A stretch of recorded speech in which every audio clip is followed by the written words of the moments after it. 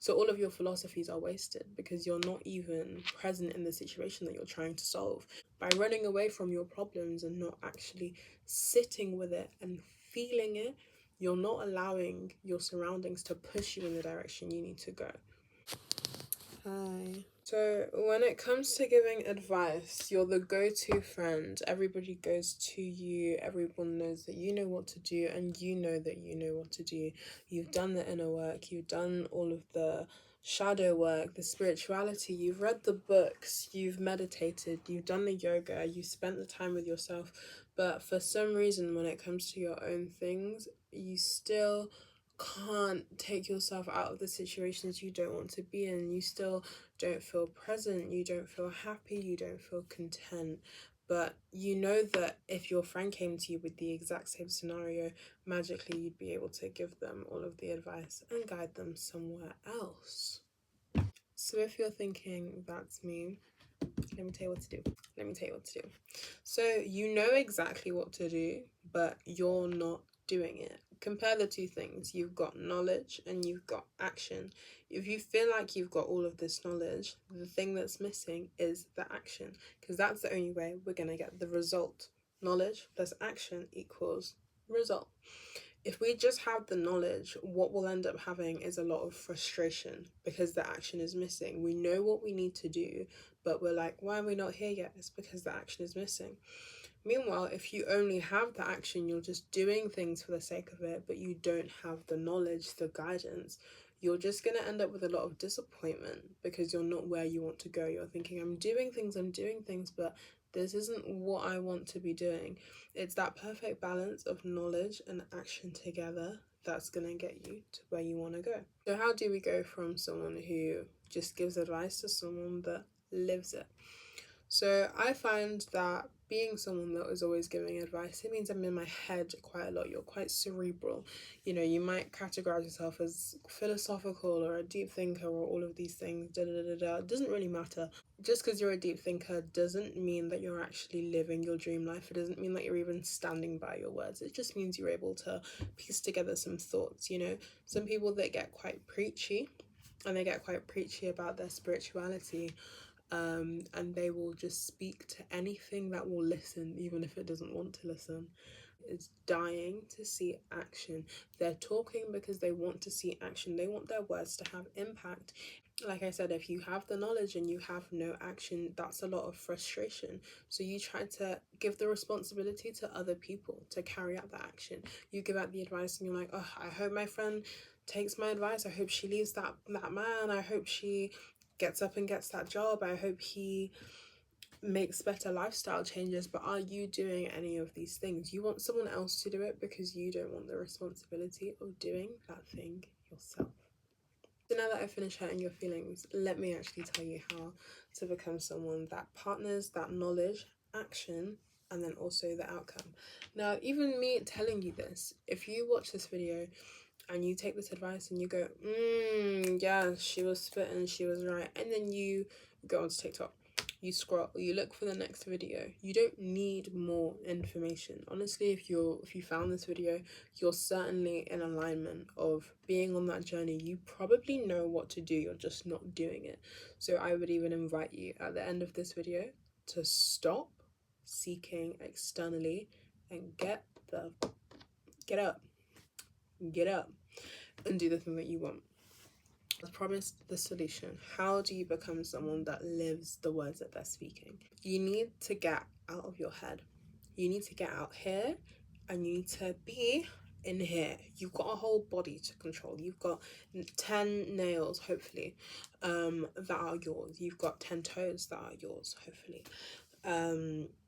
You've got a stomach, you've got legs, you've got knees, you've got a head, you've got a tongue, you've got a mouth, you've got all of these things, and you even forget that you've got them because you're sat just daydreaming, just thinking, just overcomplicating things. Being a human shouldn't be so complicated.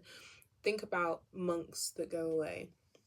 They spend all this time meditating. They just download information that way, not even necessarily through lived experience. Obviously, you can do it that way, but there's so much that comes to you so much clarity that comes to you, and that clarity is enough to motivate you and get your body up and out if you just sit with it, if you connect with it.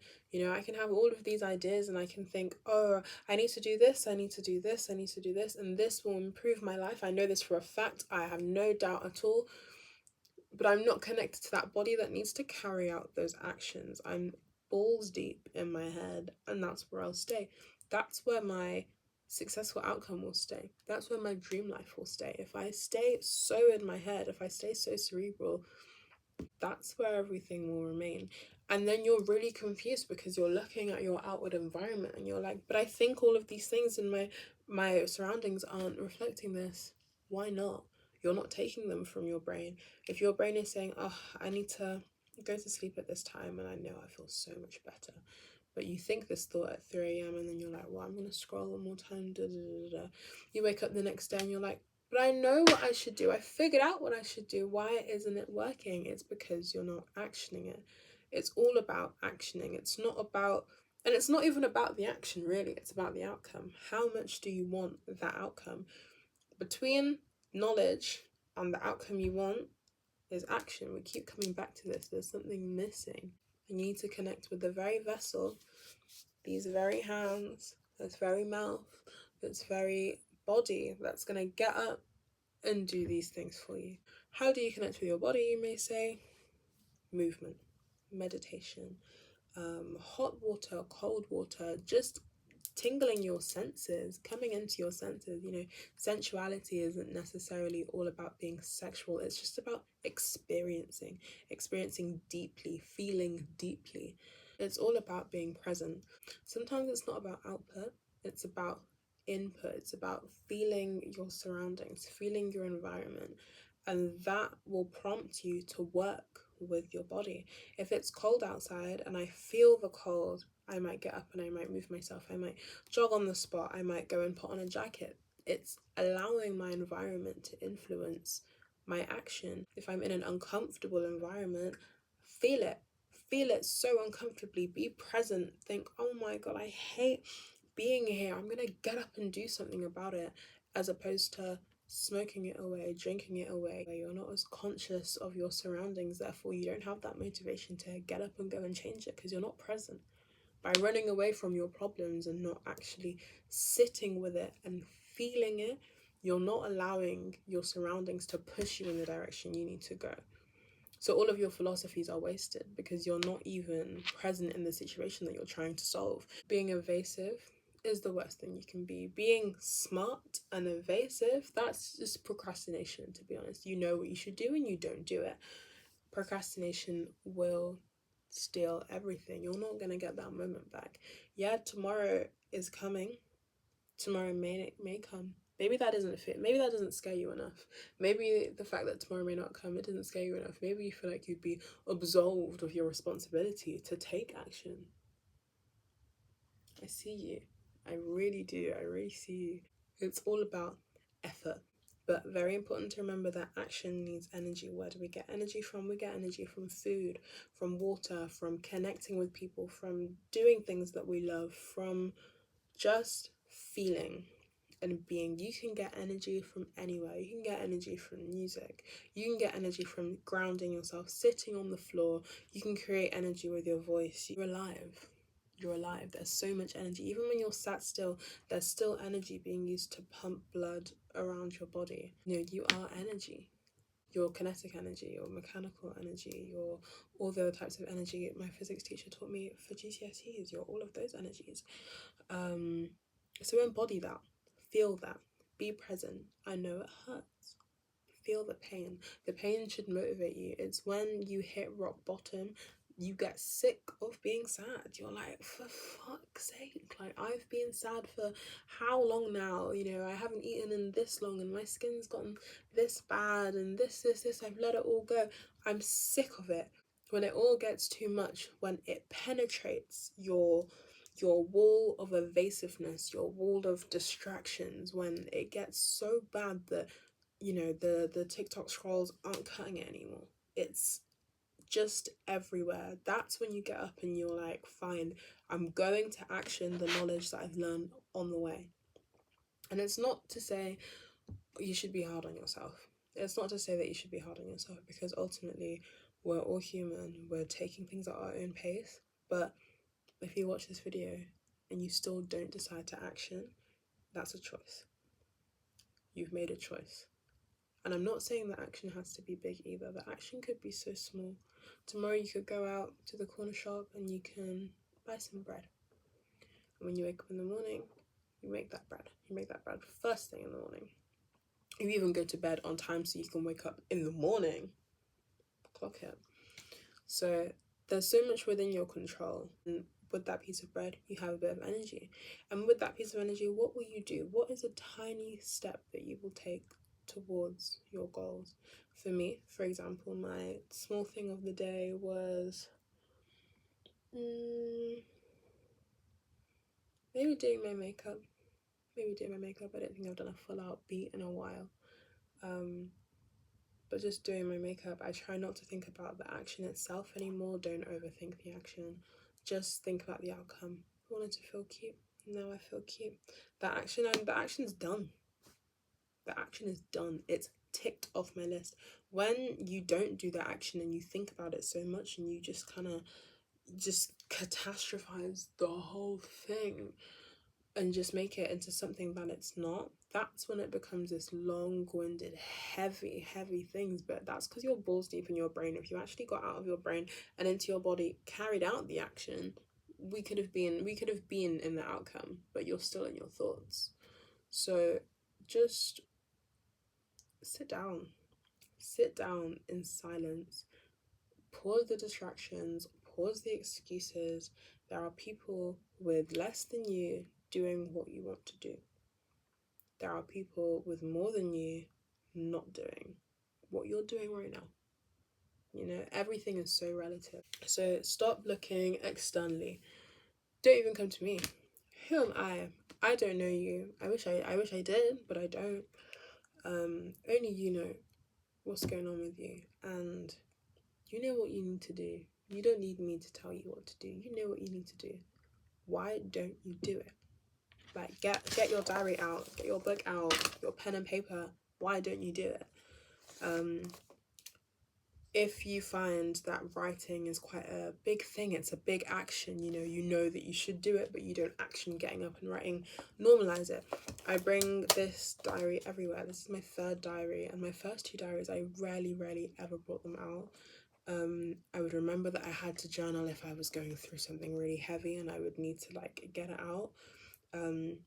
But I would do everything else before that. I would smoke away, I would talk away, I would eat away, I would do anything but do the thing that I know would help me. So when I bought this, I never took it out of my handbag. I even bought it with a little pen holder thing, so easy access, no excuses. Can't say I don't have a pen because I always have a pen. I knew I needed to normalize journaling, so I did. And now I journal and I get the benefits of having a clearer mind. I don't have to carry all of my thoughts around with me. I carry them around with me in my handbag. And that's way better for my mental health, to be honest. It means that I have less things in my brain to deal with, so I can be more in my body. The aim is always being in your body. The solution to your problems is being in your body. So get out of your brain and get into your body. Furthermore, do not let TikTok, Instagram, Twitter, any of those distractions. Being on your phone, fuck your phone. No one gives a fuck about your phone. You don't give a fuck about what's in your phone. The only person that's feeling really neglected and really lonely right now is you. So talk to you. How do you feel?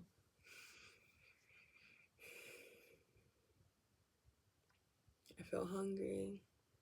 I feel that I'm peckish. I'm kind of hungry. I feel proud that I've made my first video.